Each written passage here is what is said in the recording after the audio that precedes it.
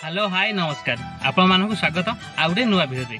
तो आज आम कथा तीन जन अनिशा नामधारी ओडिया फिल्म नायिका विषय रे। जड़े बर्तमान खूब लोकप्रिय तो आउ जड़े हेले नवागता नायिका, किंतु आउ जड़े मध्य अनिशा 90 दशक खूब लोकप्रिय होते दर्शक मानकर।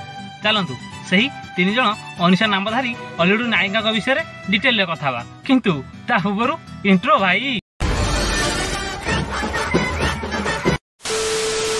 ऐसे और भी कई एंटरटेनमेंट और धमाकों के लिए लाइक शेयर एंड सब्सक्राइब कीजिए। स्वागत तो करो हमारा। नायिकार ना अनिशा, उभय छोट और बड़ परदार चर्चित चेहरा। अनिशा दास तांकू दर्शक मेगा धारावाहिक स्वाभिमान रे नायिका भूमिका देखा पाइतिले। यह अनिशा बेस सफलता देइतिला। एही मेगा धारावाहिक तांको विपक्ष नायिका साहित्य अभिनेता सुभाषिष शर्मा उर्फ मंटू को अनिशा जीवन साथी रूपे वर्ण करते। यह छड़ा से मेगा धारावाहिक आईना और सिस्टर श्रीदेवी नजर आसछंती।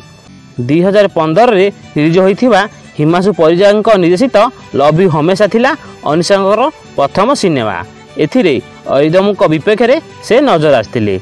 से यह पर रमेश राउतंकर निर्देशित काबुला बारबुला, पृथ्वीराज पट्टनायक निर्देशित तांडव, सुधाकर बसंत निर्देशित साथी तू फेरिया एवं तापस सरघरिया निर्देशित ओनली प्यार भली सिनेमा रे अनिशा को देखा मिली और जारी होइछि तांकर अभिनय यात्रा। सलमान सॉरी सॉरी आसला वी डिड रियलाइज कि हमें रही परिबुनी बोधे अलगा है कि and we were like very good friends. बहुत भलो संग थिलु, सब शेयर करू। तो सेटा तापर धीरे धीरे माइट भी परिणत हेगला बाहागर रे। एने अनिशा ना रे जे नवगता हॉलीवुड रे प्रवेश करथिले से हेले अनिशा पटेल। से अनिशा से सलाम भुवनेश्वर शीर्षक निर्मित ओडिया सिनेमा रे नायिका भूमिका रे अभिनय करछंती। एही सिनेमा रे प्रथम थर लगी राजवीर सह नजर आसिबे अनिशा। सलाम भुवनेश्वर निर्देशना देउछंती सुधाकर बसंत। सलाम भुवनेश्वर खूब शीघ्र मुक्तिलाभ करिया जाउछि। अनिशा पटेल ओडिशा क्वीन प्रतियोगिता रे अंशग्रहण करने समय ही सलाम भुवनेश्वर रे नायिका भूमिका लगी ऑफर पाइथिले। प्रोजेक्ट रमेश वारिक जरिया रे तांकू एही सुजोग मिलिथिला बोली कहंती अनिशा। परे निर्देशक सुधाकर बसंत तांकर स्क्रीन टेस्ट नैथिले एवं मनोनीत करथिले। सुंदरगढ़ सहरर निकटस्थ फूलधड़ी रे तांकर घर। मॉडलिंग रे रुचि रखिथिबा अनिशा राउरकेलार सुशीलावती महिला महाविद्यालय स्नातक हासिल करछंती। से कहती मते सलाम भुवनेश्वर पर अन्य ओडिया सिनेमा लगी ऑफर मिली भी मु ग्रहण करी नहीं, कारण प्रथम छवि रिलीज होला पर अन्य सिनेमा साइन करिया चाहे। मो ना होची अनिशा पटेल। मो एटी झारसुगुड़ा आसी। मो ए लाइन रे एंट्री करिली केवल रमेश सर पाई। से मते गोटे बहुत बड़ सुजोग देथिले। मु फर्स्ट मॉडलिंग करथिली। मो झारसुगुड़ा रे मिस झारसुगुड़ा रे सारिची। आ तापरे मु ओडिशा क्वीन रे ऑडिशन देथिली। सेठी मु सिलेक्ट हेथिली। आ तापरे सर मते 2 दिन परे सर मते कहिथिले कि अनिशा गोटे मूवी अछि आ तमे इंटरेस्टेड छी। मु कहली हां सर मो तो इंटरेस्टेड। भला पाइबार शेष सिंदूर नहीं, किछि भला पाइबार ही रहि जाय। सही बड़ी आउ जने अनिशा हेले विगत शताब्दीर शेष दशंधि रे हॉलीवुड बेस लोकप्रियता हासिल करथिले अनिशा दास।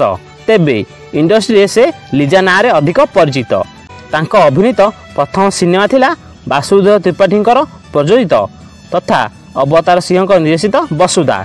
एथिरे से मिहिर दास विपक्ष नायिका बनिथिले अनिशा।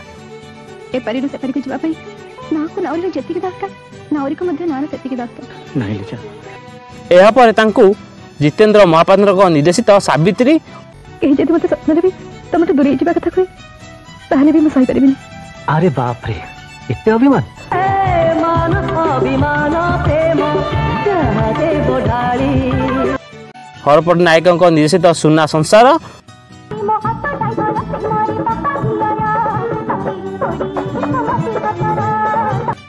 मोहम्मद महसिन निर्देशित लक्ष्मी प्रतिमा और विजय भास्कर निर्देशित मणि नागेश्वरी आदि सिनेमा रे देखिया पाइथिबे ओडिया दर्शक।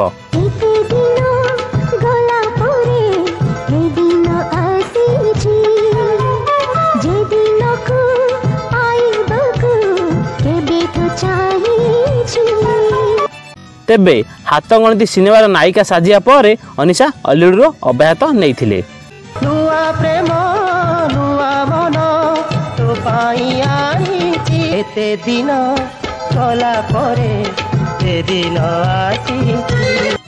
ଏହା ଥିଲା ଅଲିଉଡ଼ର 3 ଜଣ ଅନିଶାଙ୍କ ବିଷୟରେ। ଯଦି ଏହିଭଳି ଭିଡ଼ିଓ ଆପଣମାନେ ଦେଖିବାକୁ ଚାହୁଁଛନ୍ତି ତ ଭିଡ଼ିଓକୁ ଲାଇକ୍ କରନ୍ତୁ, ସେୟାର କରନ୍ତୁ ଓ ଆଉ କ'ଣ ଭାଇ ଆଉ କିଛି ନାହିଁ, ବାସ୍ ଏତିକି।